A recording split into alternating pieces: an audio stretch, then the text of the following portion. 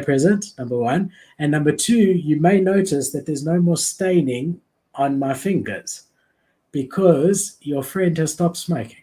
Since Monday, I Oh, have not had a cigarette. So you're talking about 25 years of smoking. I was smoking near the end 60 to 70 cigarettes a day, so chain smoking. For the last couple of years, I've got my own business, so I sit in my own office. I do what I want. I smoke all day.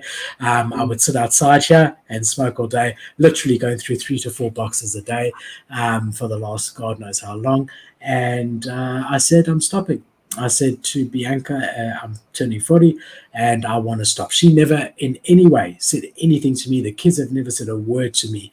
But, just seeing my dad suffer with COVID and not, and how much you need your lungs and your body, I just thought to myself, I'm getting older now. It's time to look after my health. So this is the first step. The next step after this is going to be I'm going to start exercising, but I'm just getting past this. I'll tell you something honestly, bro. I didn't expect it to be so hard. I've got a very, very strong mind. And that first day, Monday, every second I was reaching for the box, just like subconsciously, because I'm so used to doing it. And as I got in the car, and it was really, really quite tough, and still a bit tough, but every day is getting easier, definitely. But I'm really, really proud because I made it a learning thing for the kids. I said to the children that, like, you should rather not start things that are bad for you. Like smoking is bad for dad because if you never start, you never have to stop. And stopping is very difficult when you're used to something. And I made it a lesson. And I did that for me too, because I've been telling them for months when dad turns 40, he's stopping, because I knew that pressure of me promising them would really make me. And that's also why I posted on my Twitter that I'm stopping, because I thought the more people I tell, the less chance of me going back on it. But that first day was not harder than I thought, really. But I haven't had a cigarette since Monday. wow. Dude, fucking congrats on that. That's insane. Man, yeah, dude. 25 years. Like I remember I had a dab pen for like 6 months and stopping that was difficult, very difficult. And so I know, well, I don't know, but like that is very fucking impressive. That first day, I bet, yeah, the fucking, just the muscle memory of just constantly, like, that's why people like the smoke. Like, I Yeah. wish there was a way to smoke that you didn't actually inhale anything, but you just got to breathe in something and breathe out. Like that motion is nice.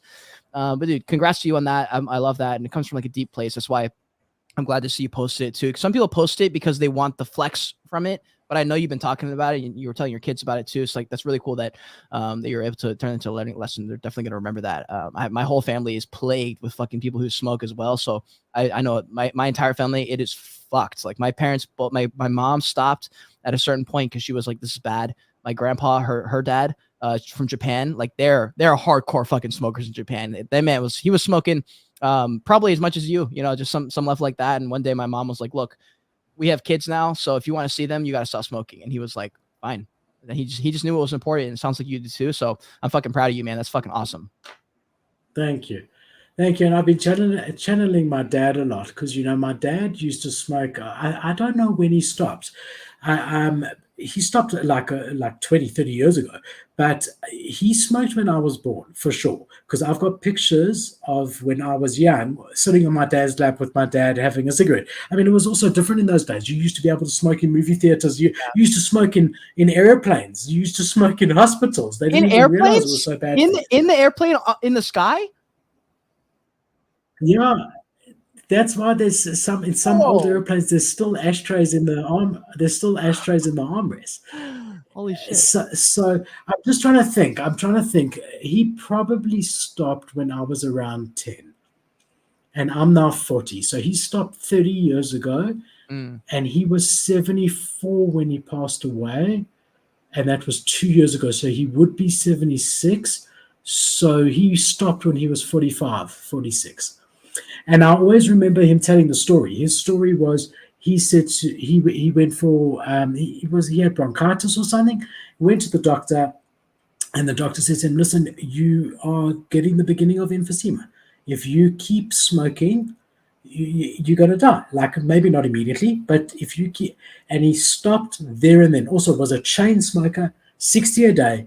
Also, strong mind, and never picked up never ever picked up again, and made it look effortless.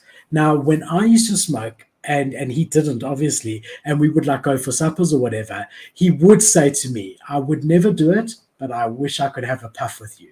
So he always had that, but he also he was a very strong-minded guy. So I mean, seeing how hard it was, it just made me look at his decision differently, like positively. Like, he never complained, he stopped, and that was it. He made up his mind.